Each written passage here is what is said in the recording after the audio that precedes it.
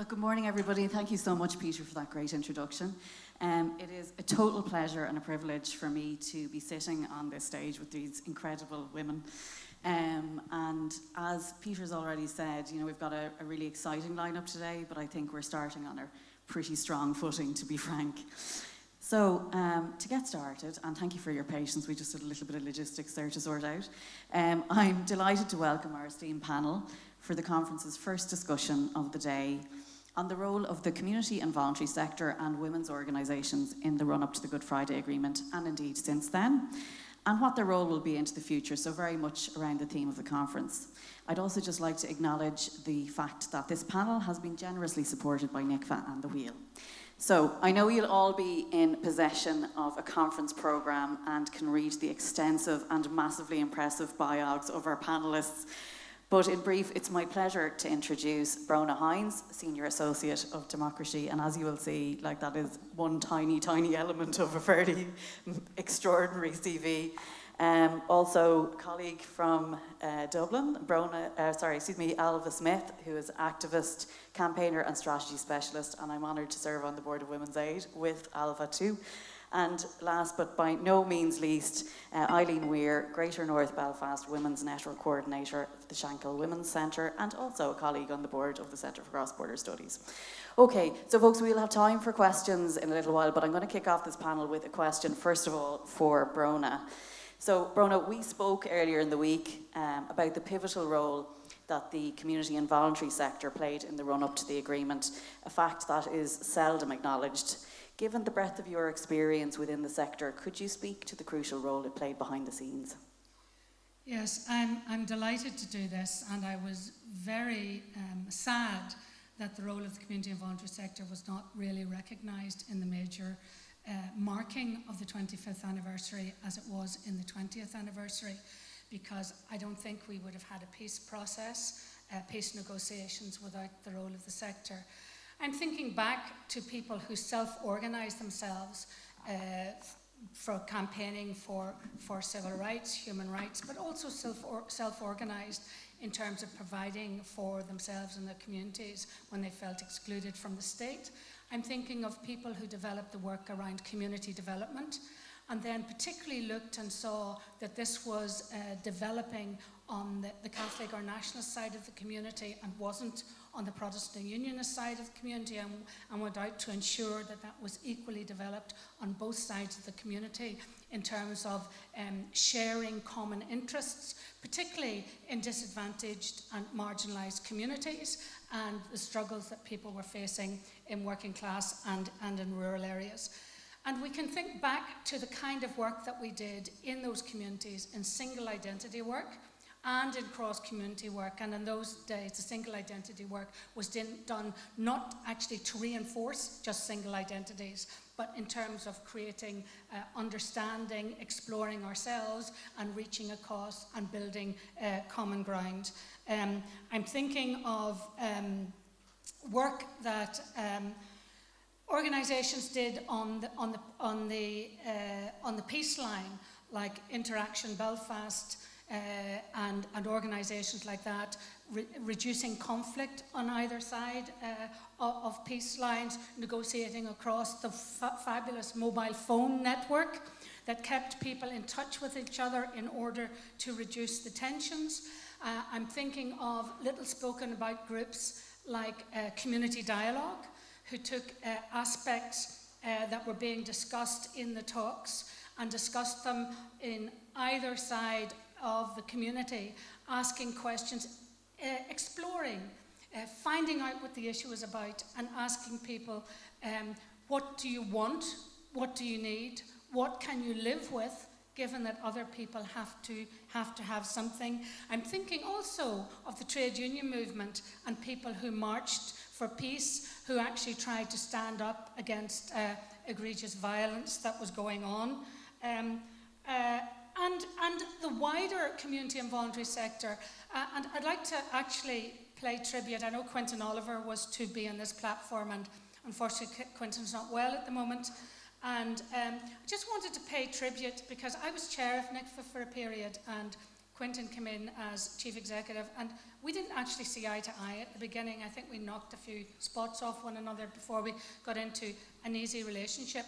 But one of the things I think happened for NICFA is elevating into a more strategic space and a more strategic relationship with government and in terms of policies. And I remember a debate that we had in the community and voluntary sector way in the distant past about values, about having a set of values for the sector. And that was often forgotten about. That was very challenging. Some organisations actually left NICFA because of that and came back many years later. But I can tell you, in working in conflict regions abroad, talking to civil society about how to differentiate themselves and how to guide themselves in often very fraught and fractious situations, being able to be guided by assent and be able to track the positions and the public positions back on the statements that you're making to a set of values and principles is really, really important. I think in those days we did, and I don't know if any of you were here when we tried actually to stabilise the funding in the community and voluntary sector. We did work through NICFA on turning around what was Maggie Thatcher's Tory government wish to pull the voluntary sector into more supporting the government of the day. And we thought, well, if they're coming to all parts of the UK, they'll not really understand Northern Ireland, so we'll engage in that debate. And we managed to convince Sir Patrick Mayhew, as a result of that, to produce the strategy for the support of the voluntary sector and community development in Northern Ireland. And then we had some good allies among the civil servants, and we said when European money was coming in, this was before the peace money, we could actually find some money to fund the voluntary sector more widely. And we developed the concept of community infrastructure around those days. But I could also point to specific things. I know we're going to talk about women later, but the role that women played from rural areas in Enniskillen to South Armagh to right across to Belfast and across the community working together. And I suppose I should also mention the fabulous OPSAL Commission. That was the largest consultation ever across the community in Northern Ireland and in the South, and Britain, and some input from America, when we were very stuck in the conflict, about public consultations, taking evidence. I think about 3,000 people submitted evidence to that, and OPSAL came out with things like parity of the steam.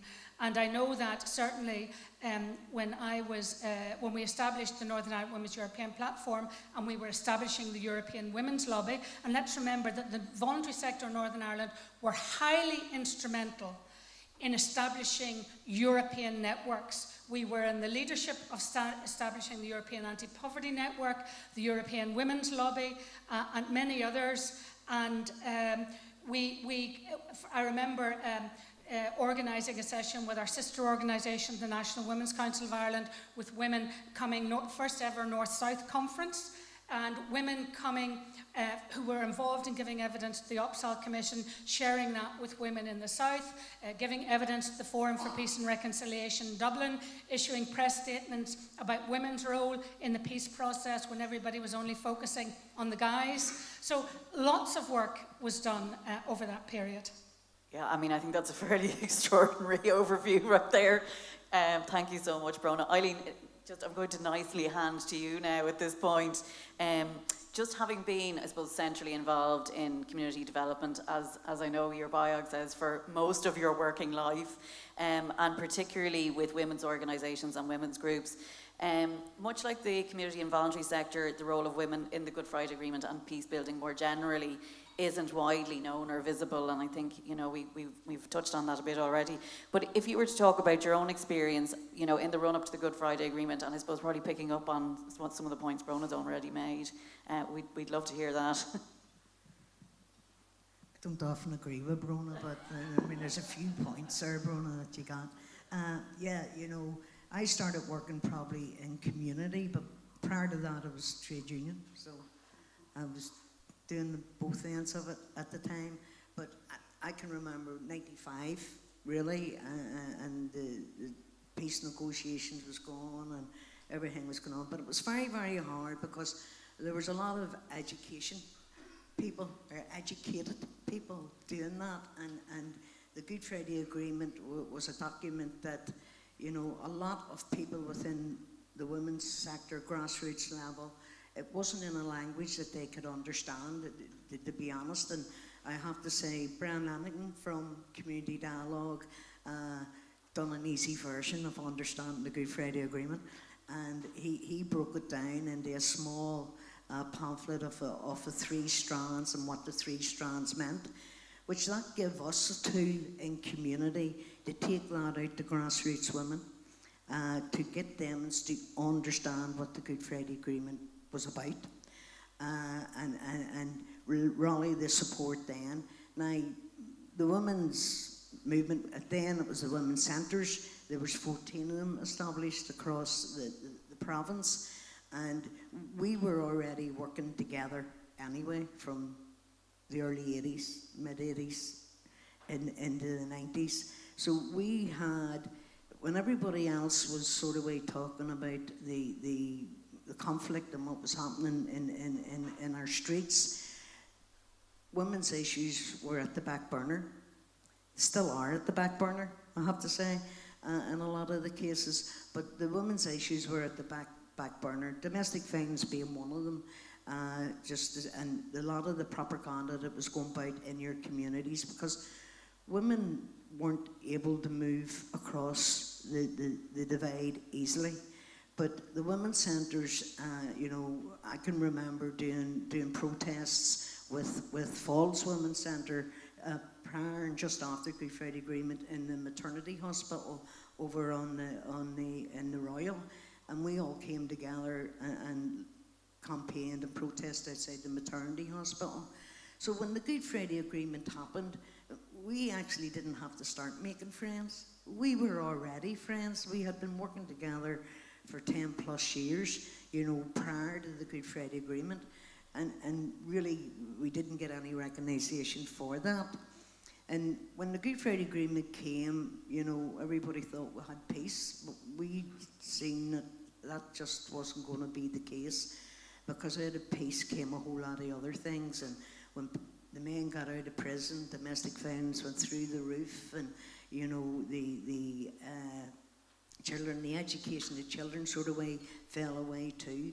Women were the breadwinners, women were the workers, women were keeping the families going, and also having to go up and down on buses to the prisons to visit the men. So there was a lot happening with women outside of the conflict as well as within the conflict. And we sort of rallied round to start doing the community development, self-esteem, building people's confidence up, and really it was a very exciting time because there was hope, and really that was that hope that got the Good Friday Agreement over the line. And if it hadn't have been for the women right across, not just the women within the women's movement, but the women's sector and ordinary women who actually had enough of everything else, who actually came out in their droves to actually vote in favour of hope, not necessarily for everything that was in the Good Friday Agreement, but it was hope for the first time that maybe their children would have a better future than what they had. Yeah, absolutely, and that kind of, that viewpoint of like more in common, you know, that got people thinking and talking along the same lines. Ailbhe, I see you've been furiously scribbling away here beside me. My question to you was going to be, and I suspect that is the answer I'm going to get, but I was really curious, given the fact that, you know, given your very many hats, both as an academic, as an activist and so on, you have over the decades had quite a lot of engagement cross-border. And I was curious to know, you know, in the run-up to the agreement, what was your memory, or what were your thoughts around the challenges? You know, we've heard Eileen talking about people shared challenges across community. Was there much of that discussion cross-border? Yeah, well, I was scribbling because I was very nervous and I didn't want to miss anything. So I do want to say, first of all, that A big thank you to the Centre for Cross-Border Studies for asking me to be here today. And I think probably to say that for me, that's really very important, because when I think about going back with Bronagh, you know, all those years, and we haven't seen one another for a good long time now. Eileen, my great pal Eileen, from the work that, you know, that you do and that we do together for cross-border projects with women, and of course Olwen, for various things, that I could count on the fingers of one hand, maybe, the times that I have been up here speaking about what those relationships are in a kind of formal sense. So I think this is actually a really important moment, and I feel it myself, as my Belfast granny used to say, I feel it in my waters, and I really do feel it. And just listening to, you know, Bronagh talking about that time around the agreement, my memory of that is actually very hazy, and you could say, oh, that's an effect of age, Ailbhe, you know, of course, somebody of your age, etc., etc. This is true, but it is, no doubt, but it is also to do with the fact that I think for so many of us, and perhaps particularly for women, and for all of those in disadvantaged or marginalised communities in the South, we saw the agreement, it was kind of almost through a glass darkly. We weren't close to it, we weren't directly involved. It was, by and large, with the exception of the rare moments that you spoke about the North-South conference, for example, which I don't think I was at, actually. But it was something that was happening elsewhere. And that, of course, is something that we have to think about now, that for so many of us, this was incredibly important, but it happened to other people. It happened for other people. It happened elsewhere. I'm not going to say in another place, but it was not something that we were directly involved in. And, you know, I'm speaking very bluntly and very directly. I could dress that up and pretend that we had more involvement than we had, but by and large we didn't. And we got whatever we knew, we got through the newspapers and through RTE and through the personal contacts that we had. And I think I was very fortunate that I knew wonderful people, indeed, like Bronagh, like Monica McWilliams, like the wonderful late Inez McCormack, who did, of course, such incredible work in the trade union movement, Joanna McMinn, who I think at that stage was actually in Dublin, Joanne Vance, speaking later today. And I think I was very, very lucky that I did have a bit more connection than many people did, partly my own background, the fact my daughter had been at school here, that I was up and down to the north quite a bit in a personal, familial capacity, but trying to make those connections, trying to make something work on the ground, trying to involve women that I was working with in a community setting, and link them with the kind of projects that were going on up in the north. That was really, really difficult. And that didn't really happen until it was, I think, more the late 90s when we started a program, which I'm very happy to talk about later. But it seemed to me that that was the only way that we were going to actually move things forward, was when people started really talking to one another and not having this sense of things happening elsewhere to other people, that it was happening for all of us, and there were repercussions for all of us, whoever and wherever we were, and that if we didn't talk about that, we would be stuck. And somehow, I think, yes, I agree with Peter's opening comments. There has been a lot of change, but there is so much more that needs to happen. And just thinking about the Peace Plus announcements, is that Peace Plus funding going to come to the kind of community work that all of us have been involved with for decades now, and saying this is really important. This is how you actually move what is in people's hearts, because if you don't move what's in their hearts, you're not going to move what's in their heads. And that is actually what we really have to do. I better not say anything more before I get totally carried away with myself. Well, that was a lovely dovetail with the question I was going to ask all three of you, which is, you know, we talked a little bit about or we talked considerably about the road to the Good Friday Agreement, but if we're, I was looking to the future, and, You know, you've mentioned Peace Plus, there's definitely opportunities, shared island, etc. Then there's obviously other challenges which are well known, such as Brexit, such as the impasse in Stormont and so on. I mean, if we're thinking, I'm not going to be bold and say, where do we want things to be in 25 years' time? But, you know, even in 10 years' time, what would your aspirations be individually, collectively? What would you like to see the future hold? And I am going to put that to the entire panel. So whoever would like to jump in first, you're more than welcome. Go on, Eileen. Well, I can remember that when the Good Friday Agreement was signed, and sort of we said to people, calm down. It's going to take 15 years to get this sorted. 25 years on, and we still haven't got it sorted. 10 years' time, I actually would like everything that I voted for in the Good Friday Agreement to be implemented. Really, you know, when you have that generation, sometimes I think they're waiting on those generations dying off. But, you know, anybody over the age of 43 signed and went out and voted for the Good Friday Agreement and still haven't achieved what the Good Friday Agreement actually was. And you know, okay, I work a lot with women across the society, and, you know, I mean, they're crying out for a Bill of Rights. They're crying out for a civic forum to get their points to the table, because it's very, very hard to get women around the table, and it's very, very hard to get the right women around the table. You know, I mean, I would like to see, as we move on, within the next couple of years, gender budgeting, because you mentioned Peace Plus. And after Peace 3, we used to have a ring fence for women prior to after Peace 3. And then when Peace 4 came out, the ring fence money for women disappeared.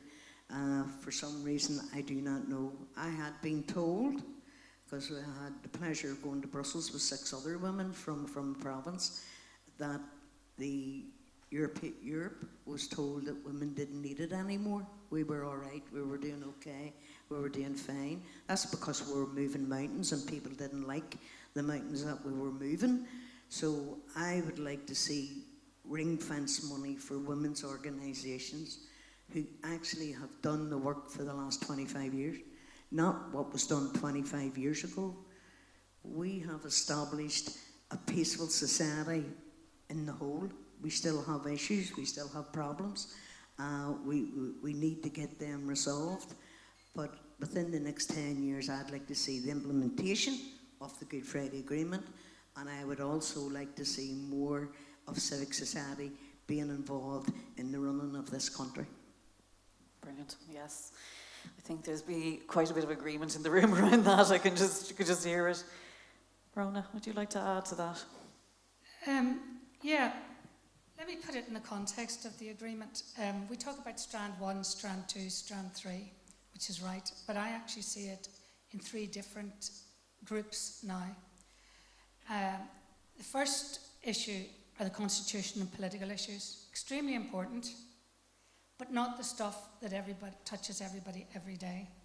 And that's really the stuff that the politicians are most interested in and focused around, and that's what comes up and down, and the assembly goes and comes back up again, and it's all about that and that power. It's not based on what kind of society do we want here for all our people.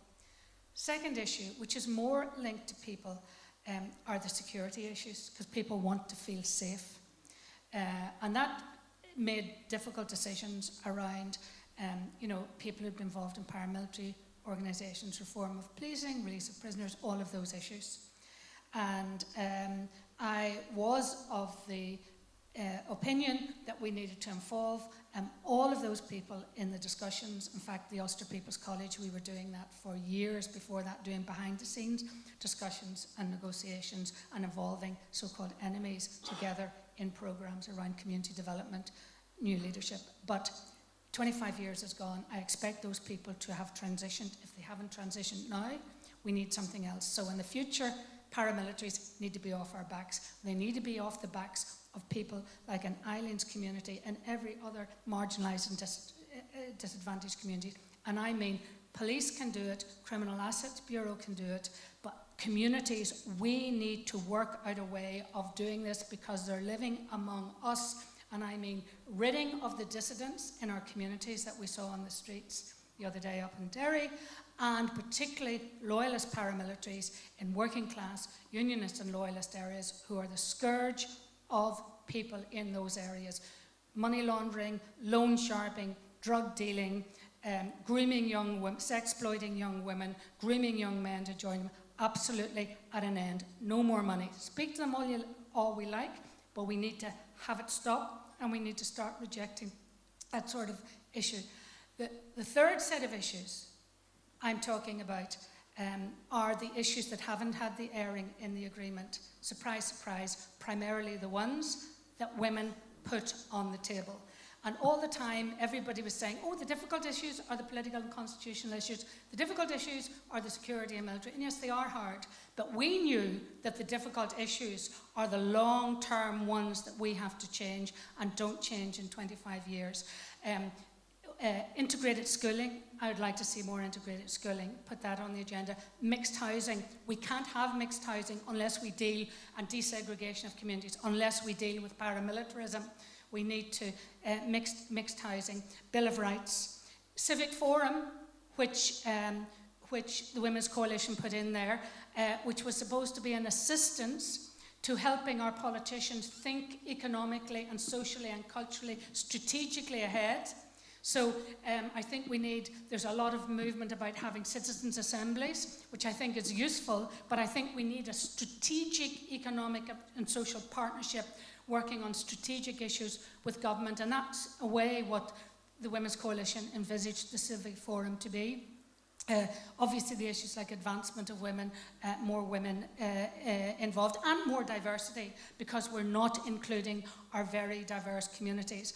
And going forward over the next 10 years, I'd like to see debates everywhere about what kind of future do we want to see.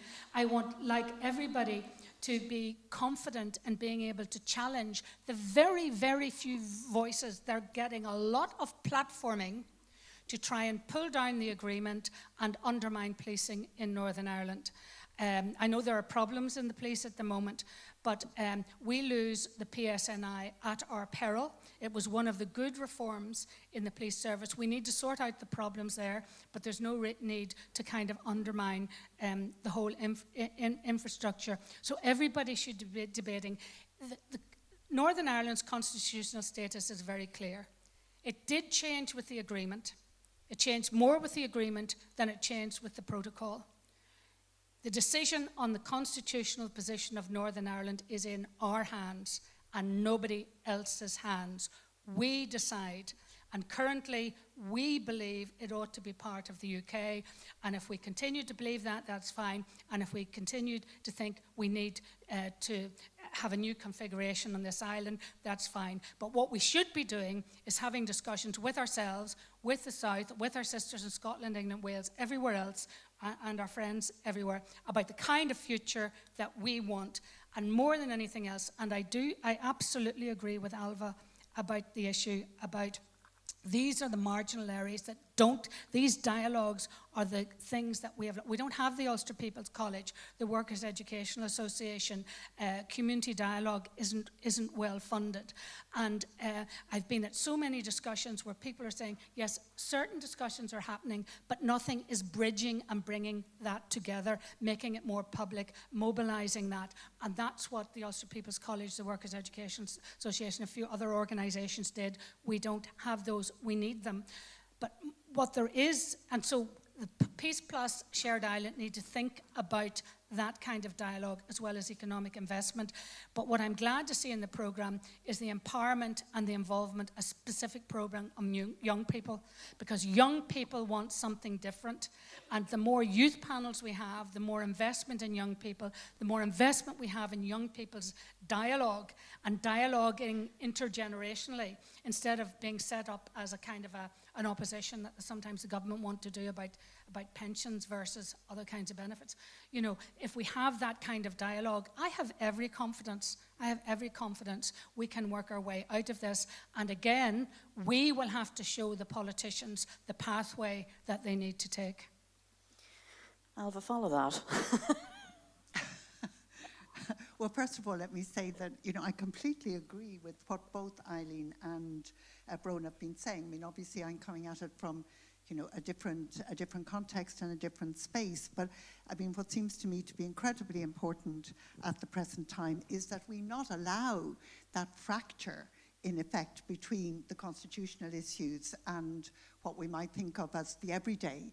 What actually happens, Peter was reminding us, we're all ordinary people, and we are. But how is it that we, as ordinary people, so often don't actually feature in the discussions, the conversations, the decision-making processes that are going on, and which are actually determining and shaping the lives of people? So I do think that it is really important at this juncture to say that, yes, of course, sorting out or trying to find ways of sorting out incredibly complex constitutional issues have to be found, and that we all need to be part of that process, that these are not separate sorts of things.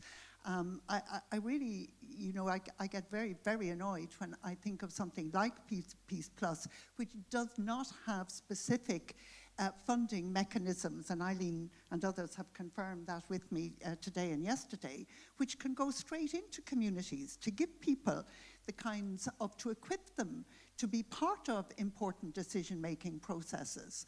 So, I think that we need all round, north and south, a much more vibrant and committed sense of the importance of a bottom-up approach. That's the easiest way I can actually put it, because unless communities of all kinds are fully involved in the kinds of conversations that have to happen about what sort of an island, what kind of configuration there's going to be for this island, we are not going to get anywhere. We are not going to get anywhere for a very long time. So I think that's absolutely vital. I think we have, in fact, a huge opportunity to think about the kind of society that we need to create.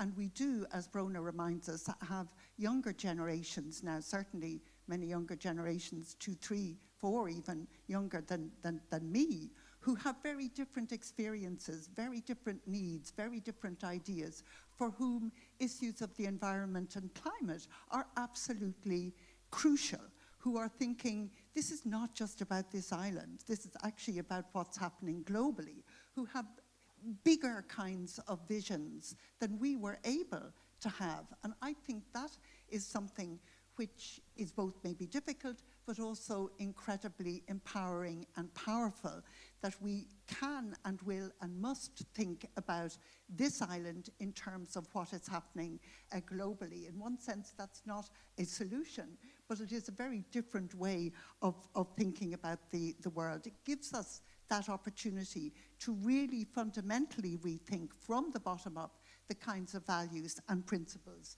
that you were speaking about earlier, and the kinds of rights that people need in order to be able to flourish in their lives, to survive in the first place, and then to flourish secondly, and what kind of world we want for those young people coming up and for their children and grandchildren after them. I mean, maybe I have this sense, I don't know, I mean, I think that's shared by so many people, isn't it? That it's almost this sense that there's a bigger picture, that we've been compressed into just thinking about ourselves. It's time now to sort that out and to move on. I make no secret of the fact that ultimately I would like to see this island united. Yes, I would. I don't know how that would or should be configured. What I can say, and it's my last point, is that there is an immense amount of work to be done in the South on ensuring, on bringing people to an understanding of what that means and what it is. It's all very well for us to be polled down south and say, oh yes, we'd like a united Ireland. And the next question then to say, and what are you prepared to give up? And people say, give up? We don't want to give up anything. So there is that huge educational awareness, public conversation that has to be happening, and that does require to be funded. It cannot be done by the vast volunteer forces of women and other communities, as it has been for years and years and years. That has to be recognised. The work happens here in the north, but there is also this other huge work that needs to be done in the south. Thanks, Ailbhe. Before I go to the floor, does any of the panel want to respond to anything you've heard from one another? Is there any comments you'd like to add? I think what's left out of all this conversation, 25 years on, the risks that women take within our communities is incredible. And I'm not just talking about the workers. I'm talking about the ordinary women who actually come to the classes, go places where they shouldn't be seen, which we still have to do under the radar. 25 years on, I shouldn't have to be doing anything under the radar. You know, I should be free to think, and women should be free to express what they think without the threat of social media, without the threat of their houses, their windows being put in, without that threat. And I think we need to recognise the bravery of a lot of women who take part in all our programmes right across this province. You know, we always talk about urban, and urban have their issues, but rural have their issues as well. And you know, things that affect rural women affect us too, but affect them is really in a harder way, because they don't have the walls separating. They maybe have a field of cows separating them, or that sheep's a green sheep and that sheep's an orange sheep, and don't they? So there's issues right across this province. But the women out there that take part in our programmes, which is thousands of them, and you take just the women's centres alone, you know, they're the ones that actually are the grassroots. Those are the ones that people should be listening to, as we listen to. But they should be able to do that safely. Yeah, and that is a big fear, and in particular with women. Oh, and I just wanted to mention, because I should have really mentioned this at the start of when I was saying, I think the time is now. The victims and survivors have been waiting long enough.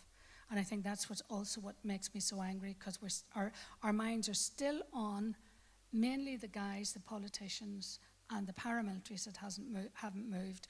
And we're still saying victims and survivors haven't had their time. And actually with the legacy bill, it's making it even worse for them.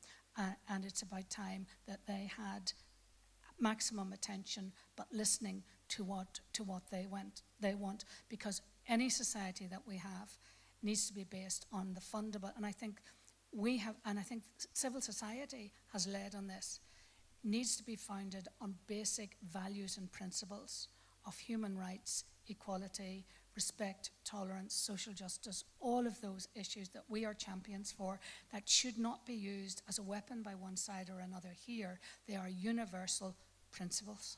Yeah, agree. Ailbhe, do you want to add anything? Just to say I really agree with Eileen, and I'm just, you know, aware of the difficulties for so many women, and in fact couple of the common programs that we've had. I mean, it has been really instructive for us from the South to understand just the complexity and the acuity, really, I think, of the risk that women in some communities can run here when they actually participate in programs. And I think that's part of what I mean when I talk about the importance of developing that understanding and indeed respect and so on in the South, because I think for far too long, effectively in the South, we just haven't cared.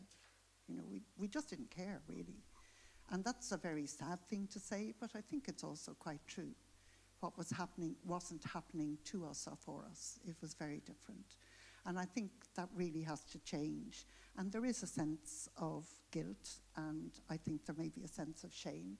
And I don't think they're necessarily bad things if they can move us forward to actually hold out the hand to reach. I don't know if that's speaking almost too bluntly, but I feel it often very strongly when I'm in groups of women, North and South, that there is that desire to reach out a hand, but sometimes a sense and a bit of shame to do that because I didn't do it before. It is never too late. But that coping with that, that's not about a constitution. That's very different sort of work, isn't it? And it is really important work. Absolutely. On that note, I'd like to open the floor for questions. If I could just ask people to avoid, this is more a comment than a question, please. So just if you put your hand up and we'll get a roving mic to you. So really welcome your questions. I'm sure there's been a lot to think about, but would love to have some questions from the floor. Oh, brilliant. We've won the corner. Thank you.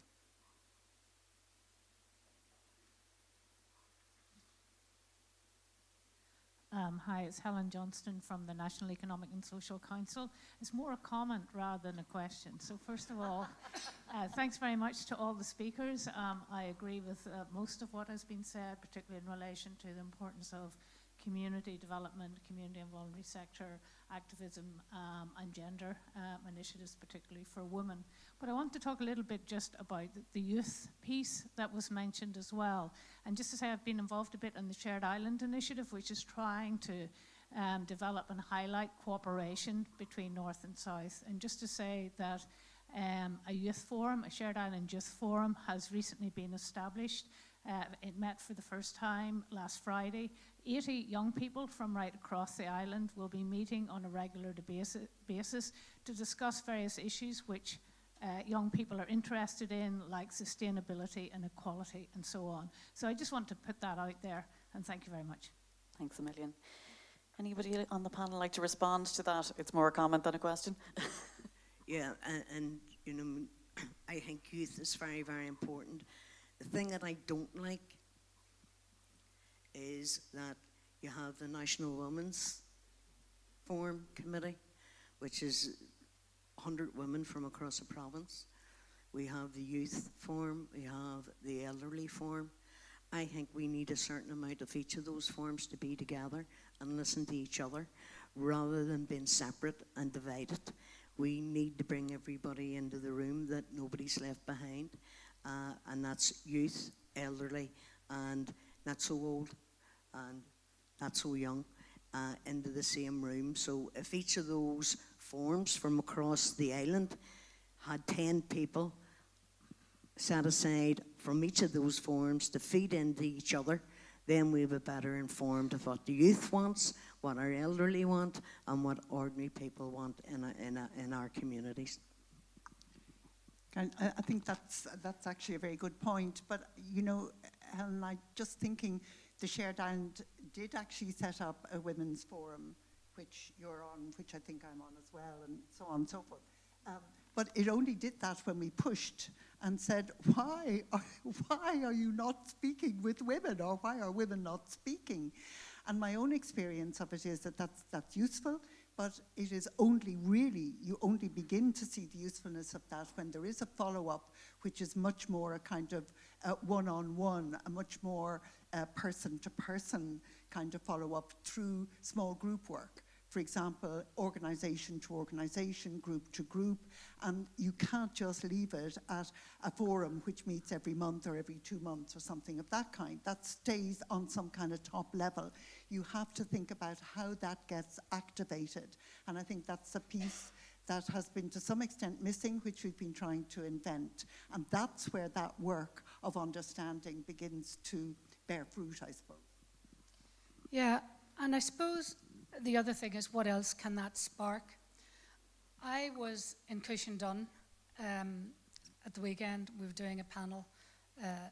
Linda Irvine was there, myself, and a couple of other people. And one of the questions that came up was, Eileen has talked about, doing stuff under the radar and, the work that was done and working across communities here. And it's happened across the whole of the North.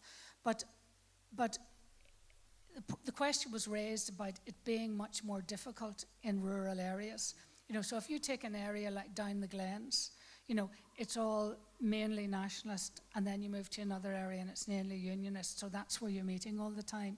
And there were young people there, and we were trying to figure out also how could that work and work across communities. So actually using something like a Shared Island Forum to kind of be a springboard or a spark to try and engage those inter-community discussions and inter-school discussions among young people. And I'd say particularly, Belfast and Derry, yes, but particularly in those rural areas where people have to make deliberate efforts to kind of move out. So, you know, having discussions in different places, people going up and facilitating those, or trying to get a few schools together to do that, or the council with its Good Relations programme to focus on youth and getting some different schools from different areas so that young people are able to engage in those discussions locally.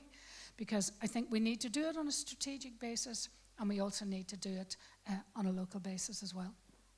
Thanks a million for that, folks. Any other questions from the floor? Yes, we have one over here on the right-hand side. Thank you.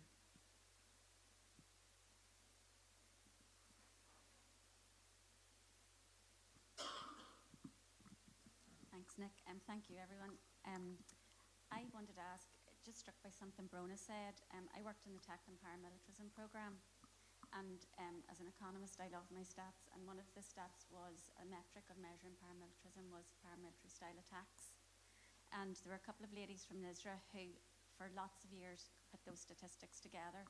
And what they said to me was they actually found it increasingly difficult to say they were paramilitary style attacks because they were basically simply criminality. So it just made me think, you know, do you think using the word paramilitarism gives it credence that it actually doesn't deserve anymore, and particularly for young people, and how attractive that word might be to some, that, you know, ultimately now it's actually been replaced by pure criminality? Thanks, Maureen. Yeah, very good question.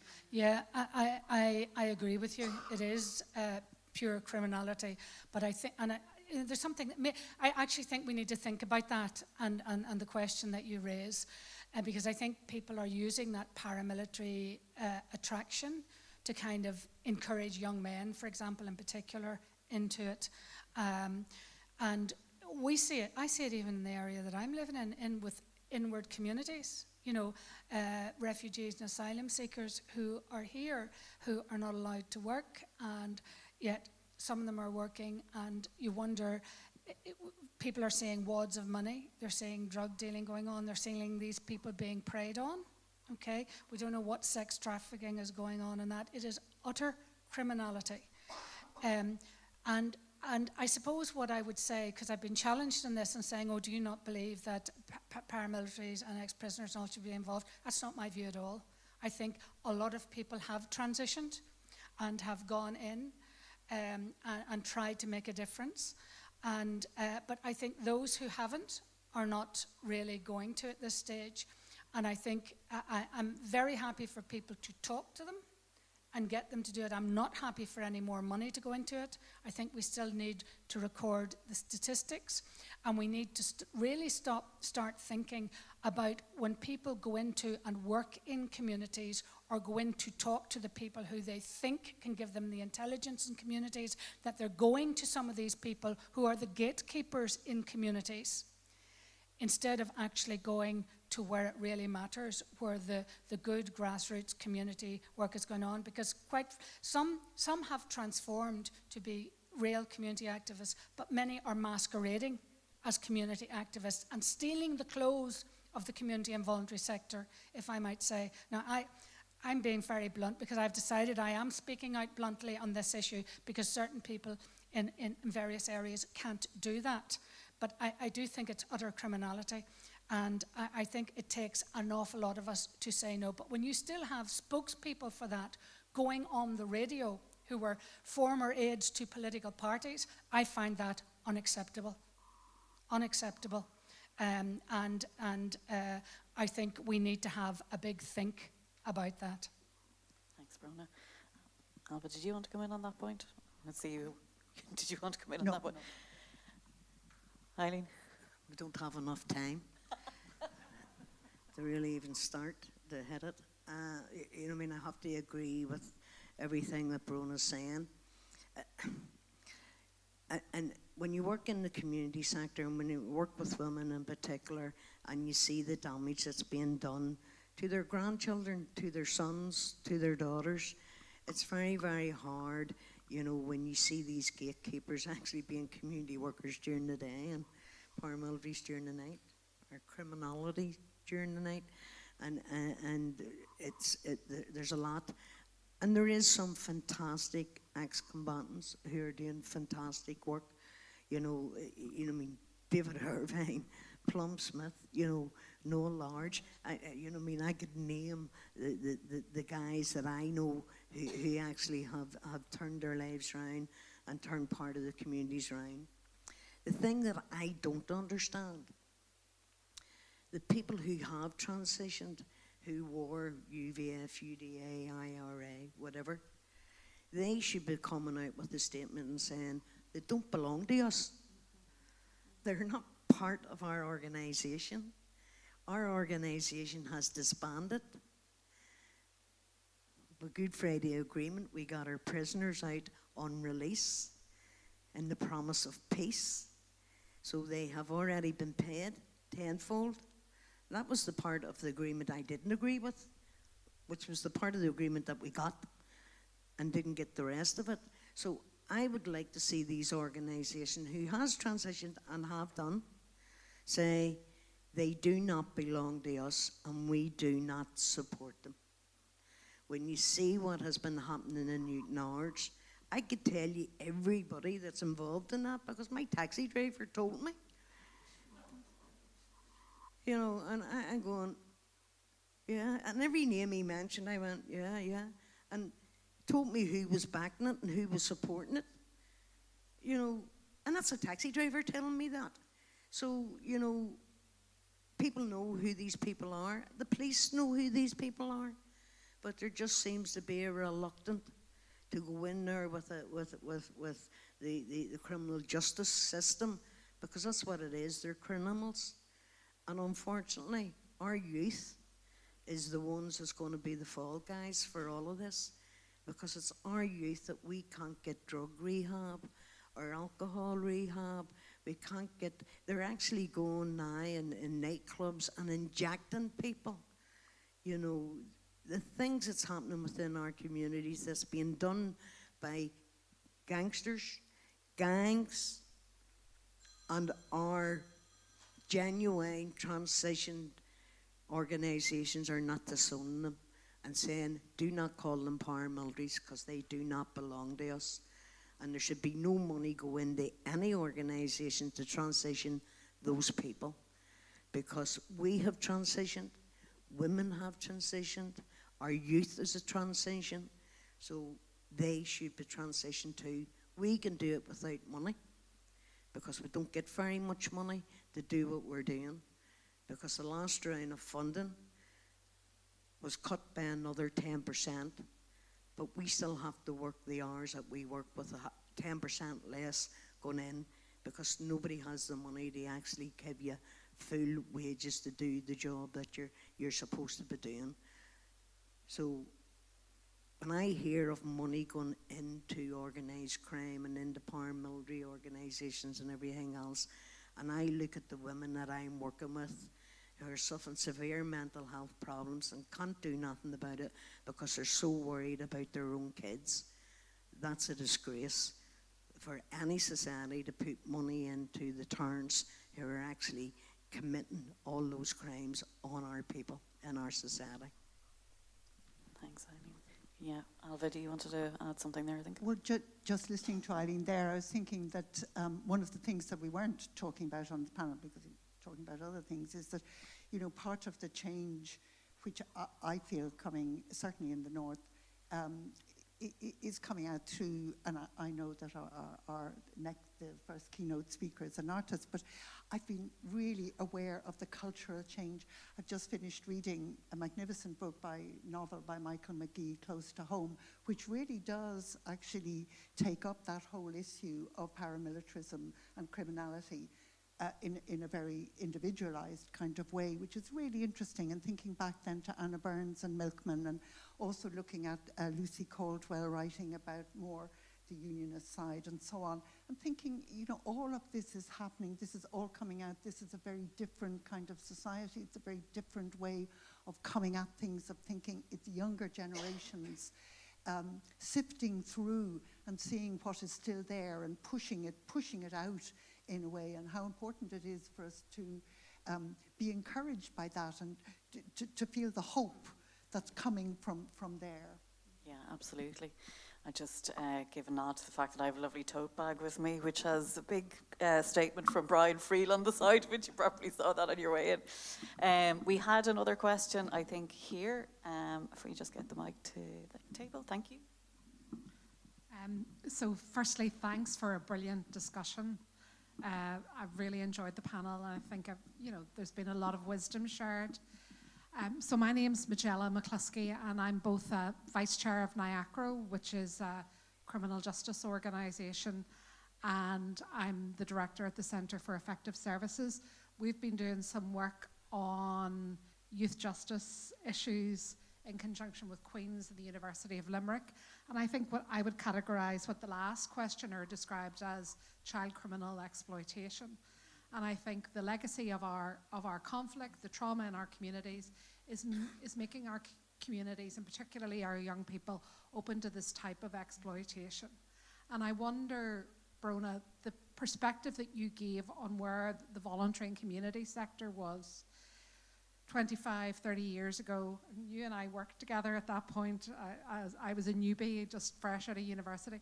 And the grounding that there was for community development in local communities, that for me, and community education as well, that for me I think has been lost to a certain extent. And I wonder, is it time for that to be reclaimed and for the voice of the sector to be heard in a different way? Because, as Eileen, as you've just described, there's an exploitation of the sector going on as well. If people are being asked to work the same amount of hours for 10% less funding, that's just not on. So I just wonder, is there a moment now to reclaim that community development and community empowerment agenda? Over to you, Bronagh. Absolutely agree. Magella, I'm just thinking of someone I used to work with when I was director of the Ulster People's College. I used to work with, and we put together a community leadership partnership of very different organisations from very different communities. People who hadn't met together, from Newry to East Belfast, who then started doing exchanges and stuff, but bringing together a Newry Confederation of Community Groups was doing a community economic development project, and then we had Billy Hutchinson from Springfield Inter-Community Development was doing the interface stuff, and then Sammy Douglas in East Belfast was doing community development stuff in East Belfast, and there were a range of others, some columns, Part House. And I remember Barney saying to me, he was taking a sabbatical to go across the world to see what was happening elsewhere and bring some lessons back. And the lesson he brought back was there's more of it going on in Northern Ireland than anywhere else he had been, and other people recognised that. The only other place that I have seen some same level of community activity and engagement in grassroots was actually Colombia, of the places I have worked in and been with.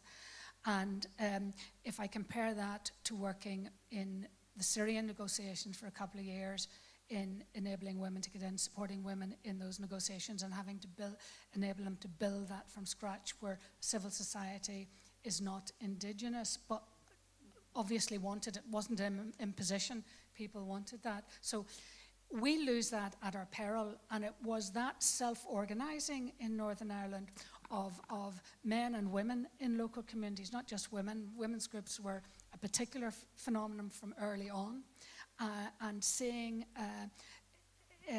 working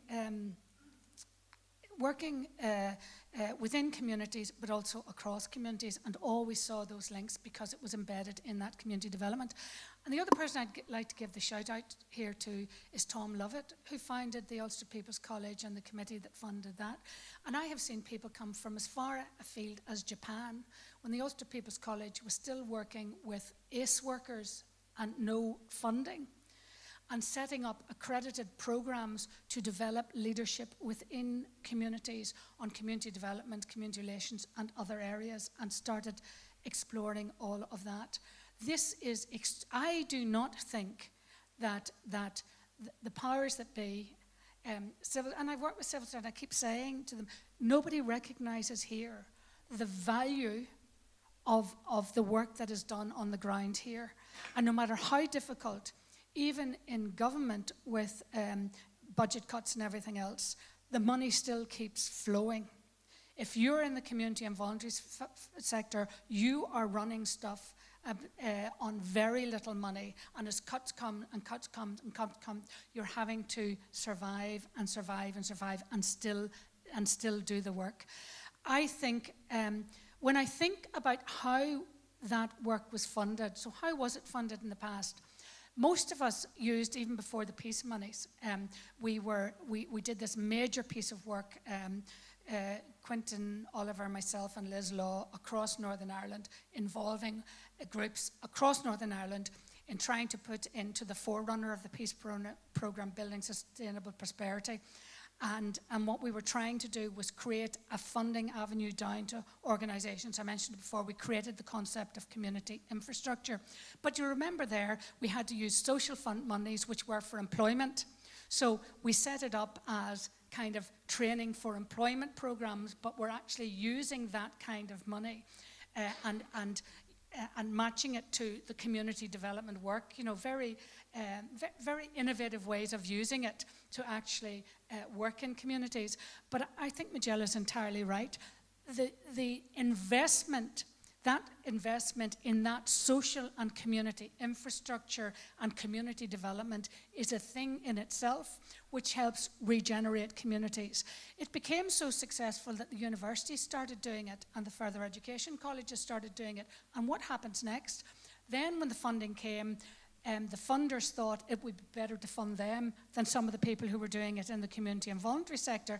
And then what happened? You had the women's centres and everything doing whole levels of educational programming that was connected to that.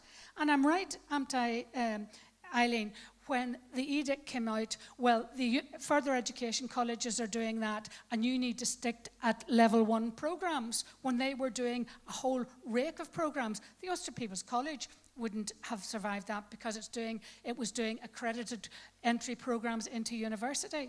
So people have not really thought out how you use, and Northern Ireland is actually the prime experimental place for this. It is the place where it was the primary place in the world, and we lose it at our peril.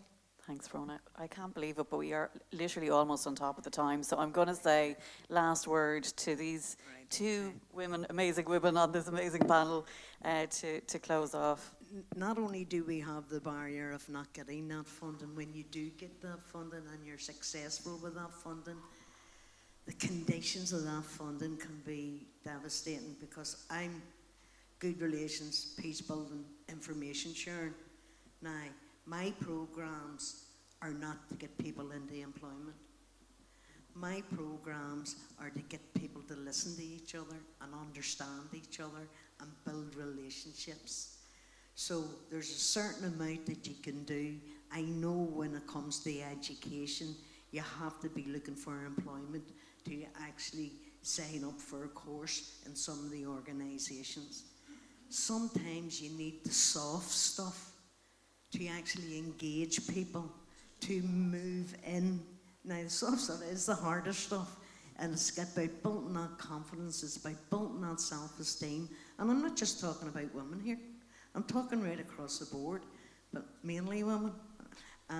But, you know, there's women's organisations are, the hoops that you have to jump through when you get the funding is really, instead of you out doing your work and the work that you're supposed to be doing and the outcomes that the funders are looking for, you're spent more time doing that than actually doing the job that you're actually paid to do.